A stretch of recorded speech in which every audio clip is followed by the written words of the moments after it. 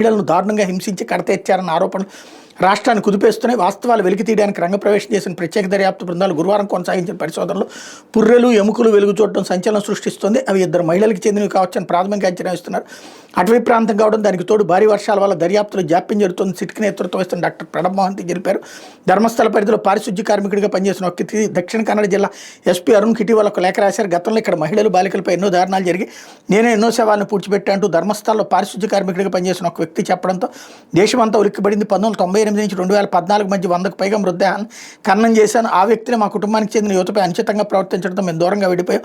నన్ను పాపభీతి వెంటాడుతోంది. నాకు రక్షణ కల్పిస్తే నాటి ఘటనలు బయటపెడతా అని ఆ లేఖలో పేర్కొన్నాడని ఎస్పీ తెలిపారు. ఇదే సమయంలో 20 ఏళ్ల కిందట తన కుమార్తె అయిన వైద్య విద్యార్థి ధర్మస్థలకు వచ్చి కనిపించకుండా పోయిందని సుజాత భట్ అనే మహిళ ఆరోపించారు. పోలీసులు ఫిర్యాదులు కూడా తీసుకోలేదని వెల్లడించారు. ఇలాంటి ఆరోపణల నేపథ్యంలో ప్రభుత్వం జూలై 19 నలుగురు ఐపీఎస్ల ఆధ్వర్యంలో ప్రత్యేక దర్యాప్తు బృందాన్ని ఏర్పాటు చేస్తూ మృతదేహాలను ఖననం చేశారని చెప్పిన వ్యక్తిని వాళ్ళు విచారించారు. అతను చెప్పిన 13 చోట్ల ప్రస్తుతం తవ్వకాలు జరుపుతున్నారు. దక్షిణ కన్నడ జిల్లాలో ధర్మస్థలం చిన్న గ్రామం. ఎన్నో ఏళ్ల కిందట ఇక్కడ మంజునాథ స్వామి ఆలయం విస్తరించింది. రాజ్యసభ సభ్యుడు డాక్టర్ వీరేంద్ర హెగ్డే 5 దశాబ్దాలుగా ఆలయానికి ధర్మాధికారిగా వ్యవహరిస్తున్నారు. గత 5 దశాబ్దాలు ధర్మస్థల చుట్టుపక్కల ప్రాంతాల్లో ఎన్నో వైద్య కళాశాలలు, ఆయుర్వేద కళాశాలలు, విద్యాసంస్థలు వెలిశాయి. భక్తులు రాకపోకలు పెరిగాయి. అట్లాంటి చోట తాజా ఆరోపణలు విస్మయం కలిగిస్తున్నాయి. గత 10 ఏళ్లలో ధర్మస్థల, బెల్తంగడి, ఉజిరే ఠాణాల పరిధిలో 450 మంది అనుమానాస్పదంగా కనిపించకుండా పోయారు. వీటిలో ఒక్క కేసును పూర్తి స్థాయిలో విచారించలేదన్న ఆరోపణలని పేదలు నోరు మెదపకుండా డబ్బుతో నోరు మూయించారని వామపక్షాలు ఆరోపిస్తున్నాయి.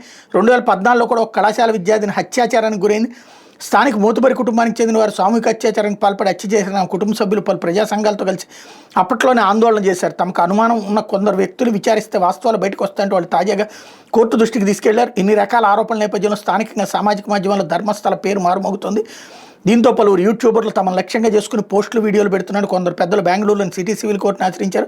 అసత్య ప్రచారం చేయొద్దని న్యాయస్థానం సామాజిక మాధ్యమాలపై నిర్బంధాన్ని విధించింది. దాన్ని ప్రశ్నిస్తూ ఒక యూట్యూబ్ ఛానల్ ప్రతినిధులు సర్వోన్నత న్యాయస్థానానికి వెళ్ళిన వాళ్ళకి ప్రయత్నం ఫలించలేదు అన్నటువంటి వార్తని హైలైట్ చేశారు. లేకపోతే